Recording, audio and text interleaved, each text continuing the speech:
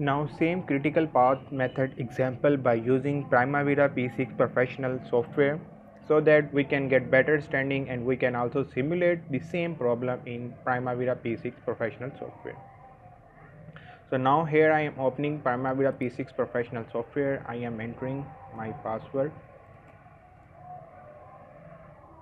So after I entering password, I can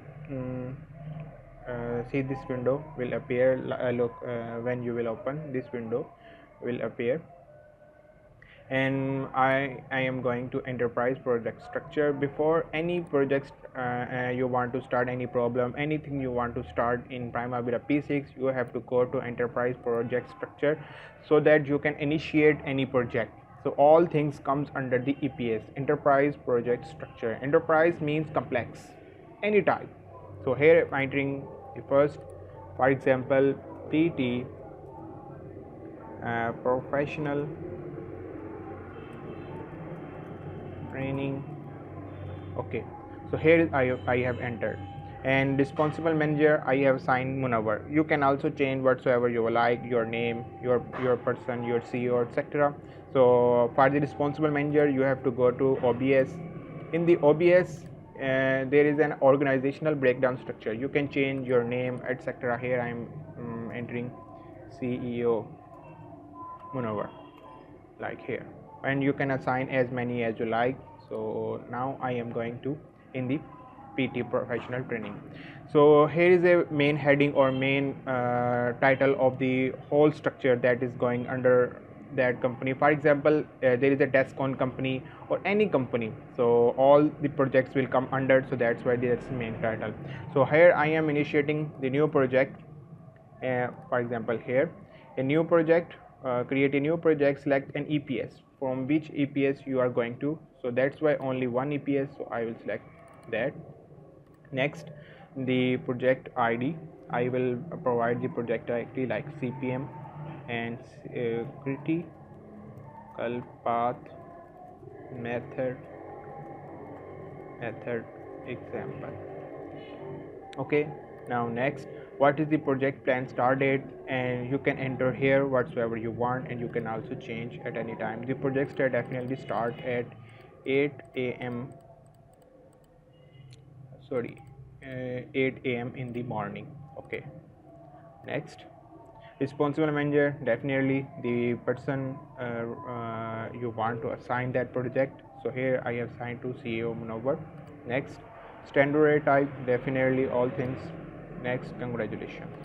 So here the first project will initiate, and now you have to add the subheadings. Like in the subheadings means the activities. In this example, these are the activities: activity A, B, C, D, E, F, G, H, 1, 2, 3, 4, and for 8 activities, and the derivations are here. And after which activity will proceed, here are the predecessors. So now I am going in that, and I am right click on that project which I have initiated. Now I click open project. After clicking the open project, new window will appear of activities. To just look like good, I will just click on that table, so that and also the Gantt chart. So Gantt chart is basically the activities on the vertical axis and the time scale on the horizontal axis that is running in the Gantt chart. So now here I am entering the activities. Here is the option to add activities. So there are 8 activities, and I will enter 8 times: 1, 2, 3, 4, 5, 6, 7, 8. So I am now changing the name of activity. Here is A, B, C, D, E, F, G, H. Okay, activity IDs are unique numbers. You cannot assign two same activity ID to two activities with same name. For example, I can assign A again, but I cannot change the activity ID like A1000 and A1000, but I can change the activity name whatsoever I like. That's are the unique things. Now I am entering the project activity durations. For example, here are 3 4 2 3 4 2 5 3 4 2 5 and the rest are 1 2 4 3.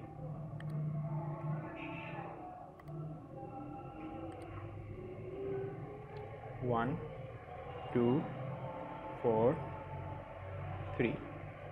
So I have entered the durations of all the activities. Now I will assign the predecessors. Here is a table that before starting B activity, which activity is present behind that? That is A, and behind C, what is the activity is present? A. So I am going in the software. Here is the detail window. That's the detail window. It will provide many things, like you want to check the status, like what is the that is the ID of that activity, name, and under which project, CPM. So in the status, durations, resources, and now we have only concerned with the predecessor. So here is the predecessor. Now I know under B activity which is the predecessor. So here under B activity there is a predecessor A, and under BC activity predecessor is A. So here I have selected that activity B. Now I will assign predecessor A. So here you can see the under B activity predecessor is A. Now I will select C. Now there is no predecessor. I will select A again, because under B and C there are predecessor are A. Now the next, under D and E, D have a predecessor B, and E have predecessor C, F have predecessor C. Now I will select D. D have predecessor B, and E have predecessor C, and F also have predecessor C. But G have two predecessors, D and E, and H have F and G. Now G have two predecessors, D and E, D and E, and H have two predecessors, F and G. So I have assigned all the predecessors. For example, under B there is a predecessor A, under C A, under D D, under E C, under F C, under G there is two predecessors, D and E. Under H there are again two predecessors, F and G. After assigning all the predecessor, all the duration times, now you have to click on the schedule button. When you click on the schedule button, all the activities will schedule. For example, after which activity comes. For example, here I am clicking on the schedule. After clicking on schedule, you can see all the activities are scheduled. For example, the first activity will end, then the next two activities will start, and after that activity. But we did the example in the network diagram, so we can also see the same network diagram in Primavera P6 Professional. And Primavera P6 Professional automatically calculate total float, free float, all things. Now here is that button, activity network diagram. After clicking on that, you can see this somewhat like the same diagram is shown here. So I am moving down a little bit so that I can see it bigger, and view, zoom in. That's too much, so I will just click on to zoom to fit best fit. I think we can understand. So here is the activity A, B, C, D, E, F, G. In our example, A, B, D is on the upper side, and A, C, that's the software, but software use automatic systematically. So the things that are down, but no matter, we can also see that the red line is showing the critical path, and the black dot shows the there is much present free float or total float. So you can see activity A have a duration of 3,